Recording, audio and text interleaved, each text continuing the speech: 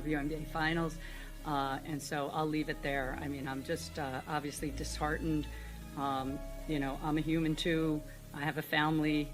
I have 2 kids who are devastated by these comments. And so all I'll say is just... We need to talk about what didn't happen this week. Usually, in the world of sports media, the headlines are dominated by what was said, what was signed, and what was broadcasted. But right now, the biggest story in the WNBA isn't a buzzer beater or a playoff clinch. It is the sound of silence. It is the story of a massive announcement that was allegedly locked in the chamber, ready to fire, only to be dismantled at the very last second by the people sitting in the high tower of the league office. We are talking about Caitlin Clark, a network giant like NBC, and a direct intervention that stopped a partnership that could have changed the financial landscape of women's basketball forever. For months, the narrative has been that the WNBA is going through growing pains or adjusting to the influx of new fans. But this latest move suggests something far more calculated. Reports and insiders are starting to piece together a picture of a league office that is terrified of its own superstar. We aren't just looking at a fumble here, we are looking at an active suppression of value. The rumors swirling around this banned NBC announcement are not just about a TV spot, they are about control. Who owns Caitlin Clark's voice? Who owns her image? And more importantly, is the WNBA commissioner willing to burn down the biggest marketing bridge they've ever had just to prove that the shield is more important than the player? If you thought the Olympic snub was the peak of the disrespect, you need to buckle up. What is happening behind closed doors regarding NBC, media rights, and the so-called protection of the league's image is far darker and far more personal. This is the story of how the WNBA tried to put a ceiling on a star that was born to fly, and why this specific ban might be the mistake that costs them everything. To understand why this ban is such a bombshell, we first have to understand what was allegedly on the table. This wasn't going to be a standard 30-second commercial spot or a fluff interview on the Today Show. The whispers from industry insiders suggest that Clark and NBC were cooking up something monumental, a partnership that would have positioned her as a singular media entity, completely independent of the WNBA season. Think along the lines of a dedicated off-season docuseries, exclusive commentary roles, or a branding integration that would make her the face of NBC's basketball coverage heading into the next Olympic cycle. This kind of deal is what we call leverage. It's the type of move that takes a player from being an employee of a league to being a partner of a network. And that is exactly what the WNBA front office could not stomach. The timing here is suspicious, to say the least. The WNBA recently closed a historic $2.2 billion media rights deal, and NBC is a huge part of that package. The logic from the commissioner's office seems to be based on a greedy interpretation of exclusivity. The rumor is that Commissioner Kathy Engelbert and her team stepped in to enforce a rigid hierarchy. The argument that because the league has a deal with NBC, Caitlin Clark cannot have a conflicting or overshadowing individual deal with the same network. They are treating the network like it's league property. Imagine if the NBA told LeBron James he couldn't produce a show for ESPN because the NBA airs games on ESPN. It sounds ludicrous, right? That's because it is. But in the WNBA, where the power dynamics are shifting so rapidly, the front office is clinging to control with white knuckles. They saw Clark about to ascend to a level of mainstream visibility that the league itself couldn't curate, and they pulled the plug. This brings us to the uncomfortable philosophy that seems to be driving every decision the WNBA makes regarding its rookie sensation: the obsession with equity over excellence. There has been a palpable energy all season long, from the veteran players, the media, pundits, and now the commissioner, that Caitlin Clark must not be allowed to become bigger than the collective. This banned announcement is the perfect example of that philosophy in action. If Clark launches a solo project with NBC, she separates herself from the pack. She becomes a household name in households that don't even watch basketball. But the WNBA seems determined to market the league as a collective of stars. They want to push the Big Three or the Big Five narrative, ensuring that if Clark gets a slice of pie, Angel Reese, Aja Wilson, and Breanna Stewart get one too. While that sounds noble on paper, it is a disaster for business. You don't hide Michael Jordan to make sure the rest of the Bulls get media training. You ride the rocket ship. By blocking this announcement, the commissioner is essentially enforcing a socialism of stardom. They are trying to artificially level the playing field by dragging the top performer back down to earth. It's a move that reeks of insecurity. The message being sent to the locker rooms across the country is clear. Do not get too big. Do not get too ambitious.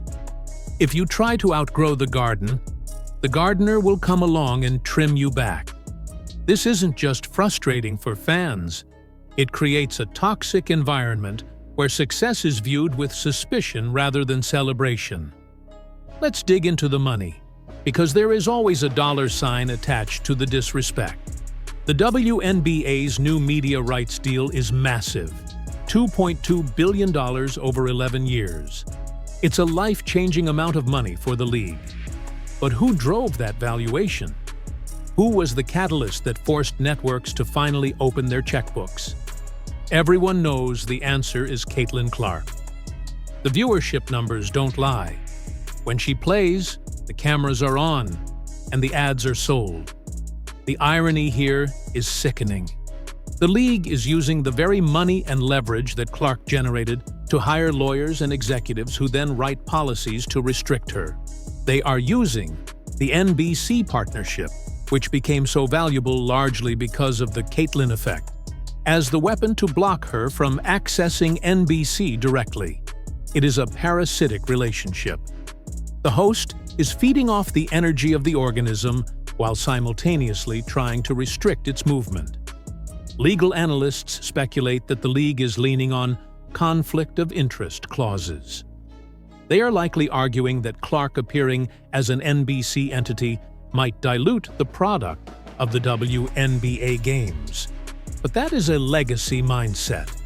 We live in an era of the influencer athlete. Players are the product. By banning this announcement, the WNBA is trying to protect a business model that is 20 years out of date. They are trying to hoard the rights to her image, forcing all revenue to flow through the league's filter so they can take their administrative cut before it trickles down to the player. It's not just a ban, it's a shakedown. We need to stop being polite about what this actually does to a person's life. When you block a major media announcement for an athlete, you aren't just hurting their feelings, you are taking money out of their pocket. We all know the WNBA salaries are, frankly, embarrassing compared to the NBA. Clark's rookie contract is a rounding error for most pro athletes. She relies on endorsements and media deals to make her actual income. When the commissioner bans an announcement with a giant like NBC, that is financial violence. It is a direct strike against her earning potential. We aren't talking about a few $1,000s here. A partnership with NBC could easily be worth 7 figures annually. That is generational wealth. That is, set your family up for life money.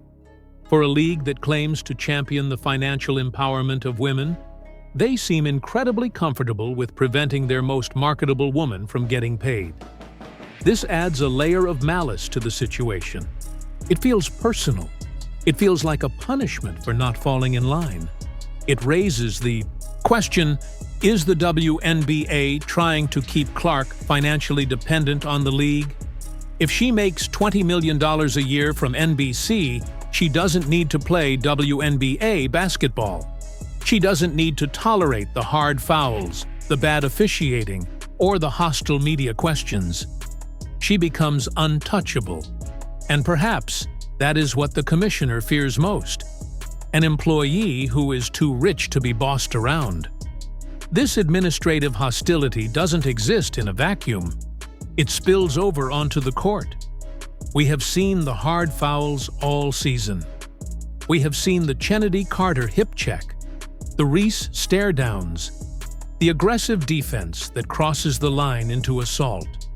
When the league office takes a stance that humbles Caitlin Clark, it emboldens the players who already resent her. Think about the psychology of the locker room. If the commissioner is blocking Clark's deals, it validates the veteran narrative that she hasn't earned it yet. It signals to the rest of the league that it is open season on the rookie. If the boss doesn't respect her, why should the opponents? This ban on the NBC announcement acts as a dog whistle. It tells the league, we are not going to let this girl take over. This creates a dangerous feedback loop. The more the league suppresses her, the more the physical play ramps up, because the referees and other players feel protected by the anti-Clark culture. It's a systemic failure. The WNBA should be protecting their golden goose, wrapping her in bubble wrap and marketing her to the moon. Instead, they are feeding her to the wolves and then blocking her escape route. But here is the plot twist that the WNBA might not be calculating correctly.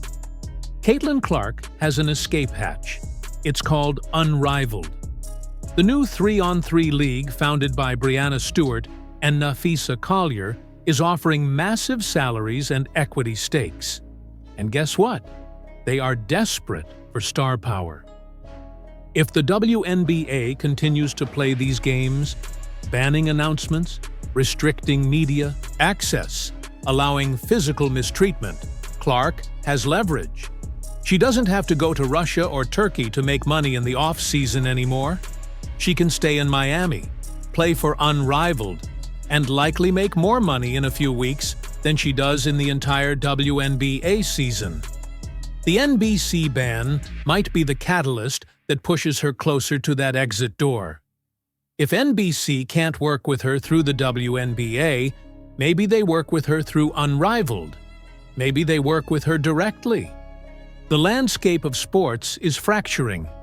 The PGA Tour learned this the hard way with LIV Golf.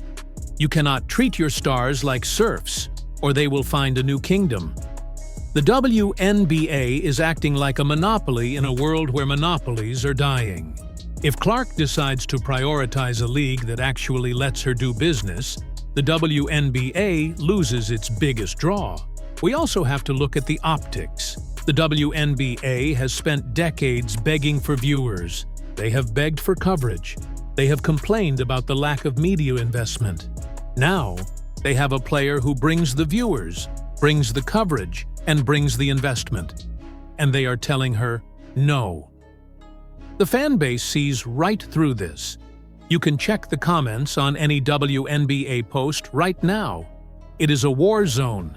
The Free Caitlin sentiment is growing. Fans are realizing that the biggest obstacle to the growth of the WNBA isn't sexism or lack of interest or time slots. It's the WNBA itself. The mismanagement is staggering. By banning this announcement, the commissioner has turned a potential win into a PR disaster. Imagine the headlines if the announcement had gone through: WNBA star Caitlin Clark partners with NBC for historic series. It elevates the whole league. It makes the WNBA look major league. Instead, the headline is League Blocks Stars Opportunity. It makes the operation look amateur, petty, and small-time. They are snatching defeat from the jaws of victory. We cannot discuss this NBC ban without connecting it to the Olympic roster decision. Remember the excuses then? She needs rest. She needs to mesh with the team. It's about seniority. We all knew those were smokescreens. It was about gatekeeping. This NBC ban is the sequel to that movie. It is the same cast of characters making the same bad decisions for the same jealous reasons. The Olympic snub was about denying her the global stage of Paris. This ban is about denying her the domestic stage of NBC. The pattern is undeniable. There is a concerted effort to throttle her exposure. But why? Is it fear that she will expose the lack of talent elsewhere? Is it a misguided attempt to protect her from burnout? No, it feels much more cynical. It feels like an attempt to discipline a player who became bigger than the executives. It is a power trip. And just like the Olympic snub backfired and led to outrage, this decision is going to alienate the very fans they just managed to acquire. There is another angle here. The WNBA might be trying to accidentally on purpose create a villain, but they are casting themselves in the role. In every great sports story, the hero needs an obstacle. Usually, the obstacle is a rival team, like the Pistons to Michael Jordan. But in this story, the obstacle is the commissioner. The league is positioning itself as the evil empire suppressing the Jedi. This might drive engagement in the short term because anger drives clicks, but it destroys trust in the long term. Fans don't want to support a league that hates its own players. They want to see the best athletes flourish. When the administration becomes the antagonist, the sport suffers. The NBC announcement was likely going to be a celebration of basketball. It was going to be positive press. By killing it, the league has chosen negativity. They have chosen conflict. And while conflict sells, it also exhausts the audience. People are getting tired of seeing Caitlin Clark have to fight her own bosses just to do her job. So, where do we go from here? The announcement is banned. The deal is on ice, and the lawyers are likely billing overtime. But this isn't over. Information in the digital age is like water. It finds a crack. We are already hearing the leaks. We know the deal exists. The Streisand effect is in full swing. By trying to hide this partnership, the WNBA has made it the most talked about topic of the week. They have generated more interest in what Caitlin Clark almost did than whatever the league actually is doing. Clark's camp is likely regrouping. They are smart.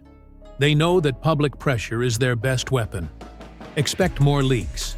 Expect cryptic tweets. Expect the unrivaled league to make a move. The WNBA thinks they have won this round by slamming the gavel, but they have just kicked a hornet's nest. In the end, this banned NBC announcement is a symptom of a disease that is rotting the WNBA from the inside out. It is a disease of ego, insecurity, and control. The league is currently holding a winning lottery ticket and trying to use it as a bookmark.